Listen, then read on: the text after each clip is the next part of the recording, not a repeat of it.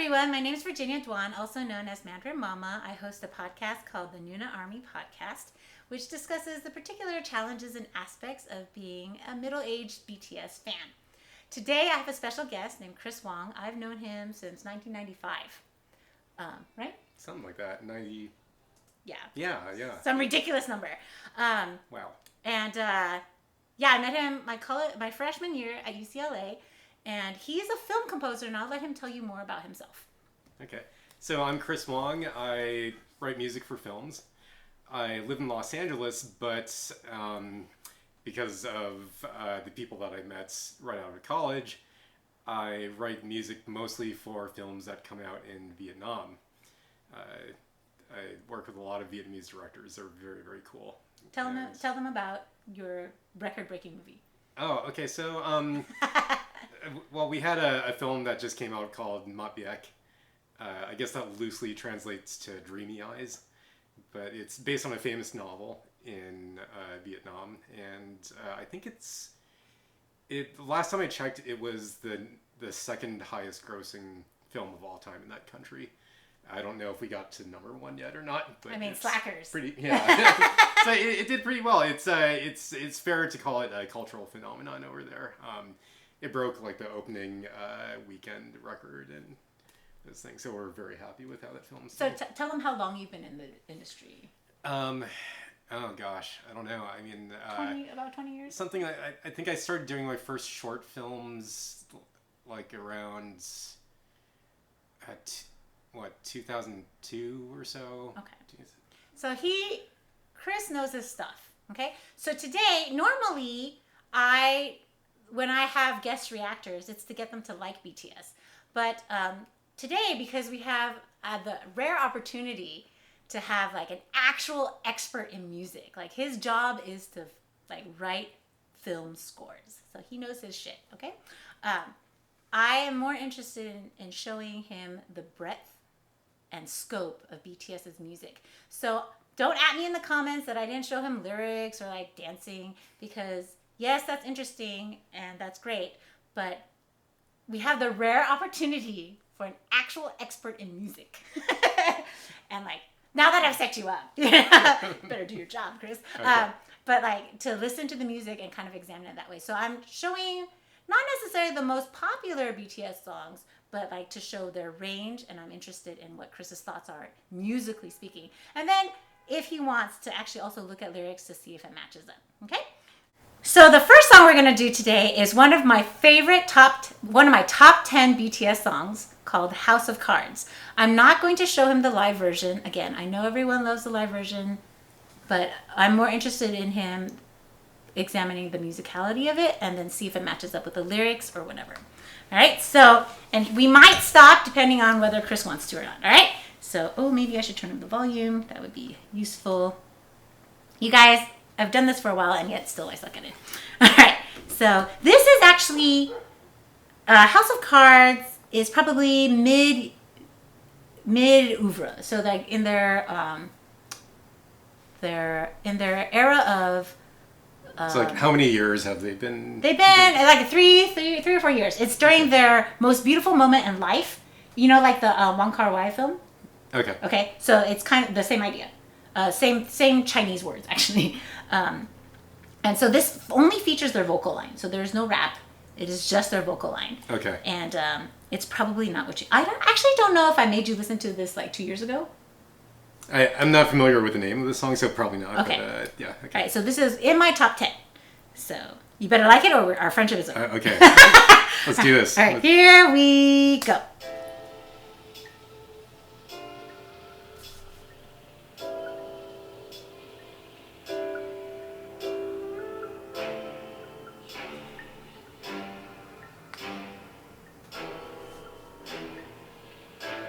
I feel like romance and drama coming on here.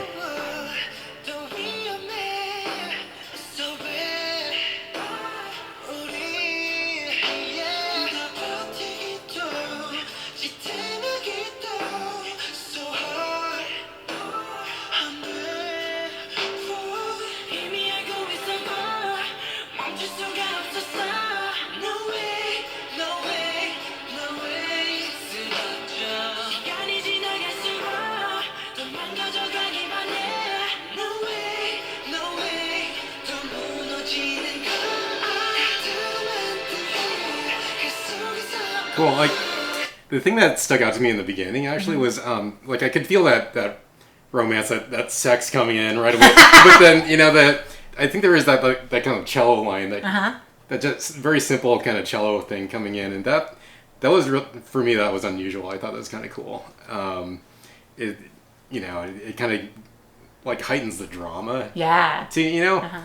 And for me, like Korean cinema is like really dramatic. It's just kind of there.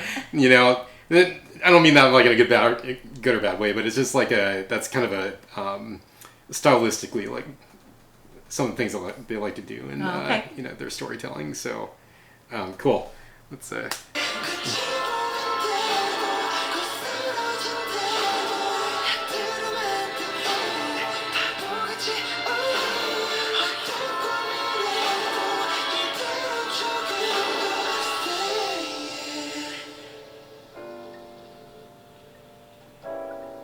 Can you hear the chorus again? Oh yeah.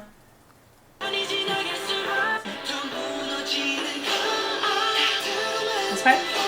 Yeah.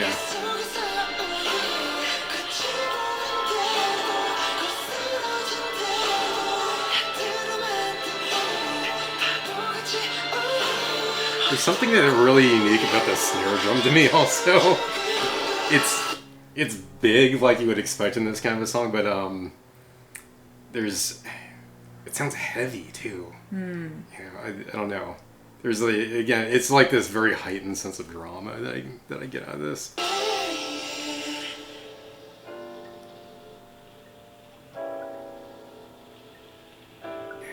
Gotta strip it down for a second. Yeah.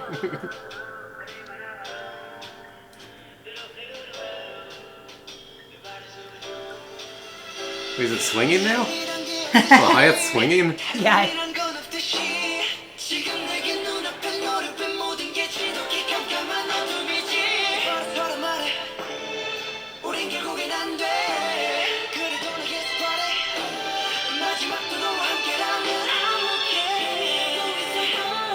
Oh, that's really unusual. I feel like the rhythm's totally changing in the second verse. Yeah, it's like swinging more now.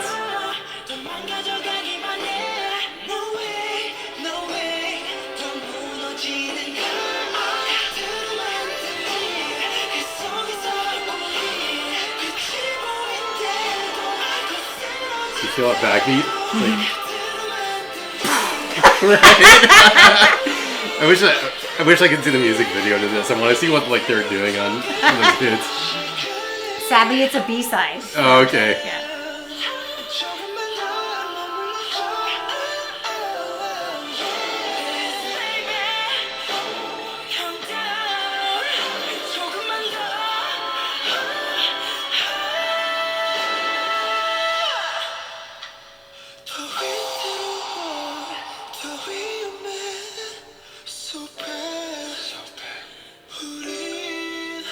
So does every one of them get like a little feature is how it works? Yeah, they have pretty good line distribution. The further out you get, the better line distribution. Okay.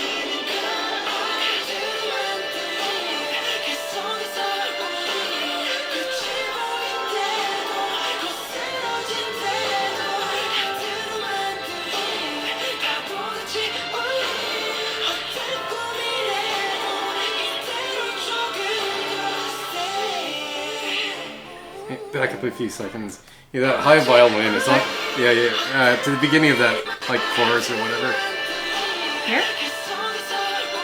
That high violin line. It starts on the 9th. It's kind of sexy. This whole song is sexy. Just like okay, I'm getting into like music theory nerd stuff here. Yes. And then like they're. Oh, sorry. Yeah, like go back again. Oh. So because of the 9th, and then like. Further. That leading tone right there is cool.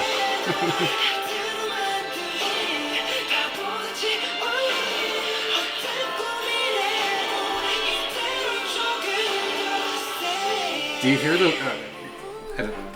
the leading tone? It's the do you hear like the third chord in that in the chorus? There's almost like a James Bondish kind of feel to that. You know, I'm imagining that. Listen to like how that. Here, further. That. chord. Oh, You yeah, feel yeah, that yeah, now? yeah, yeah. See, that's sexy. This whole Right? damn song is Okay. sexy. That's cool. Yeah. Is it what you thought they would sound like? I still have to say that cello thing surprises me. Yeah. Like it's not how we would necessarily do things in America. What do you mean? Like, Just like the production of that, like I don't know. It's hard to, obviously, a lot of pop music production in parts of Asia take some amount of influence from what we do in America, but then they have like their own kind of twist on it. And I can't really explain it without listening to more of this. But there are these things like that make me think, oh, this is like Korean pop producing. This is specific to this this region or this area. Wait, I don't know this material as well as, like, for example, like Japanese film music and stuff like that. It's like when I hear a Japanese film composer and even some of their pop music, I can instantly recognize, like, this is from Japan. Like, oh, really? Yeah, I can hear just like some of the chord progressions they use and their tendencies, and like if I hear stuff that Joe Hisashi, who is Miyazaki's composer. Oh, right? okay. Or Nobuo Uematsu, who did all the Final Fantasy video games, right? It's like I can hear these commonalities, and I know, like, there's a sound in that is from Japan. Got I it. can hear that. And so that's what makes me curious about the things like the cello. It's like, I don't know if we would necessarily do it that way over here, and so I'm curious, like, what other things I would hear that would make me, if I became more familiar with these things, if I would think, oh, this has that fingerprint that this is like Korean, this is their this is what they like out there, Yeah. what the producers like to do. It actually, I always thought it as a very American sounding song, because it sounds very jazz to me. Like, so when I heard it, I was so surprised that this was like on a pop album. This is like immediately made me, one of the reasons why I really liked BTS was because of this. Definitely has a jazzy element, Right. It's like, and I hate jazz. I hate jazz. I was telling you about that third chord sounding like a James Bond chord or whatever. Right. It's like stuff like that. But did you get cool. a chance to look at the lyrics? I didn't much, but it's a question I had actually was, and I don't know where this originated from, but is it common in most of their songs to always have like a few phrases in English, or like it's a very common thing in K-pop, I think. Okay. To like integrate English into it. And is that something that the fans like really like, or it feels cool to them, or whatever? No, I think it's just like, how some American songs have Spanish integrated. Yeah, to it? so it's like it's like that. Okay. That's the best thing I can think of. So the song is about they're still in a relationship, but they see the end coming. And even though they know their heart's going to be broken, even though they see this relationship dissolving in the future, they still are begging this person to stay. That's what the cello thing's about. Because when you have, this is what we do in film, is if there's a part of the story that has to do about like fate or something like this is going to happen, you can't prevent it, or whatever. A lot of times what we like to use is a very steady rhythm like that to just like to feel like you can't stop it from happening, right? That's interesting. Yeah, we do this a lot in like suspense films or whatever. I mean, this is kind of what a little bit of what Hans Zimmer's Inception horn was like 10 years ago, and that got imitated in like all the movie trailers and everything like that. It's like if you had this kind of dramatic low note or something that keeps repeating, like the foghorn. Yeah, like you can't stop it, right? Right. It's inevitable. It's fate, right? And so I don't know. That's kind of, who knows? Maybe the producer thought that would be cool or something. That I forget who wrote it. I think Suga. I think several of the band members actually wrote this song. but it's high key one of my favorites. Okay, cool. Okay, All right. what else? So, did you like it? You like? Yeah, that was fun. Okay. That's cool. So please like and subscribe, hit the notification bell, and we'll be recording some more. So stay tuned. Bye.